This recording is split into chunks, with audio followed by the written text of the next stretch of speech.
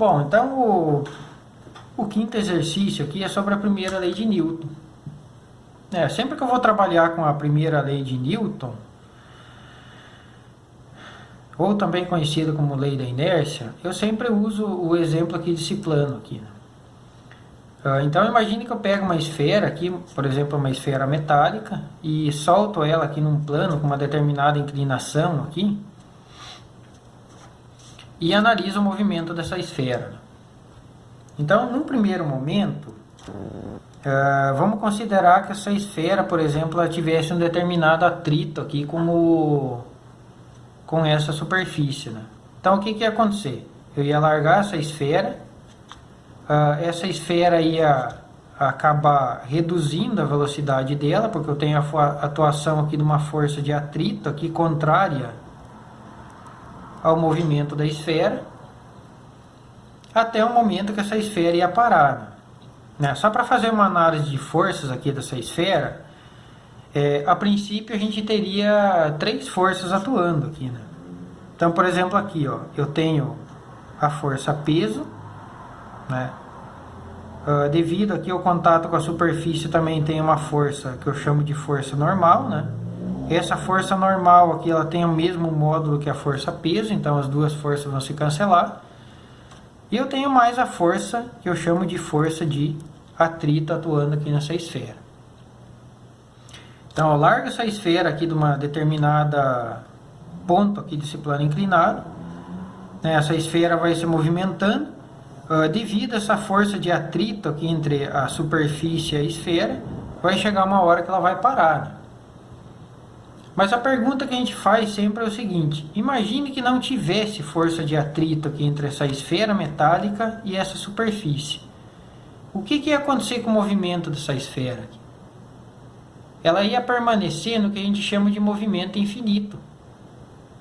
Tá bom? Se não houvesse força de atrito entre essa esfera e esse plano aqui, eu ia largar essa esfera numa determinada altura h aqui, ela ia adquirir velocidade, não teria nenhuma outra força atuando sobre ela, porque a força peso e a normal estão se cancelando, e consequentemente a esfera ia parar. Tá bom? Então é isso que diz a primeira lei de Newton. Na ausência de forças externas, se eu não tivesse a força de atrito aqui nesse caso, ia chegar um determinado momento que essa esfera ia parar. Quer dizer, a esfera tenderia a permanecer em movimento uniforme. Mais uma vez, voltando, que eu acabei errando aqui, tá? Então, se eu largasse essa esfera numa determinada altura h aqui, e ela adquirisse velocidade, só fechando aqui, é exatamente isso que diz a primeira lei de Newton. Se eu pegar essa esfera aqui e largar ela, e ela não tiver nenhuma força atuando sobre essa esfera, a tendência é que essa esfera permaneça em movimento que a gente chama de movimento infinito.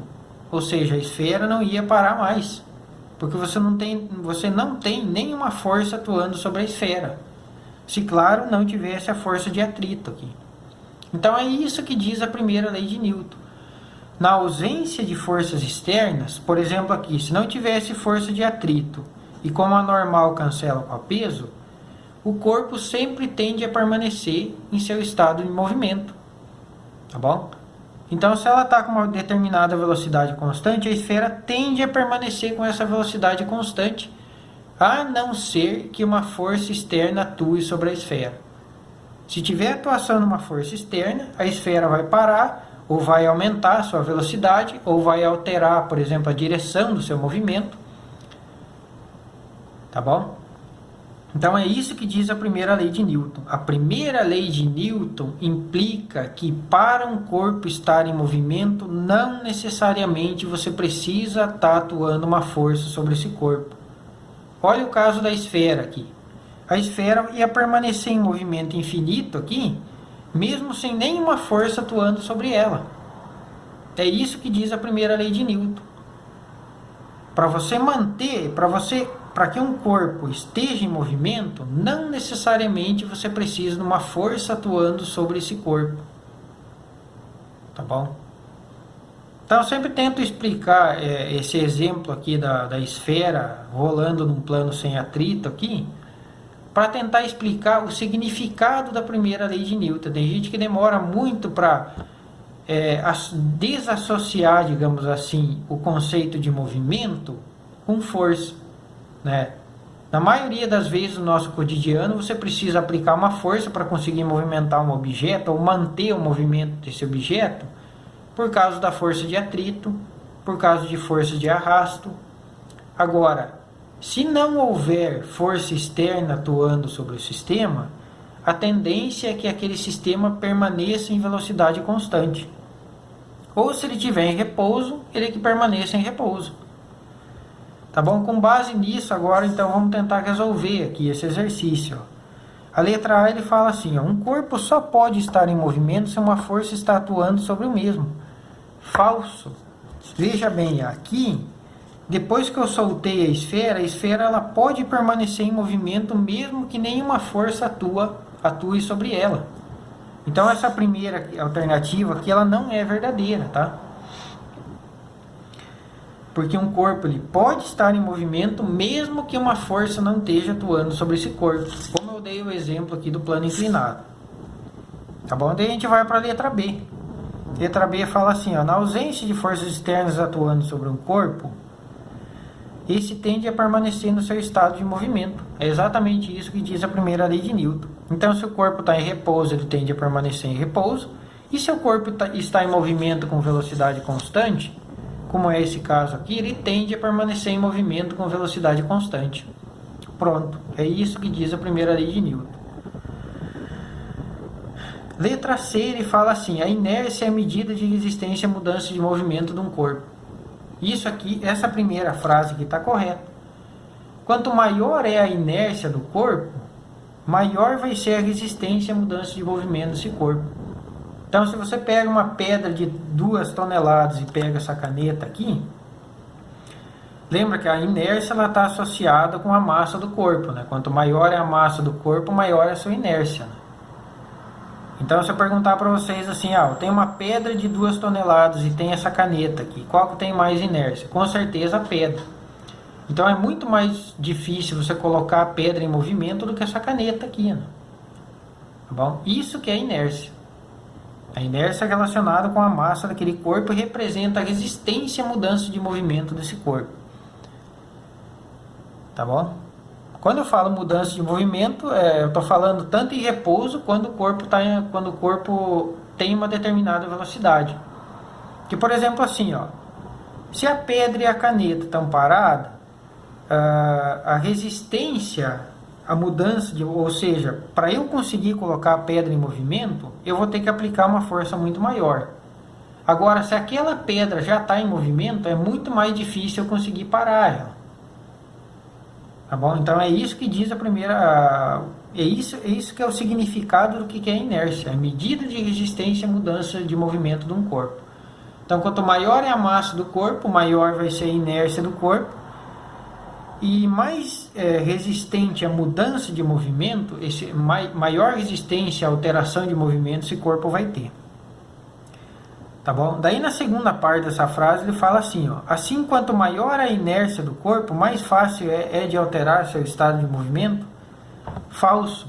Quanto maior é a inércia do corpo, mais difícil é de você alterar o estado de movimento desse corpo.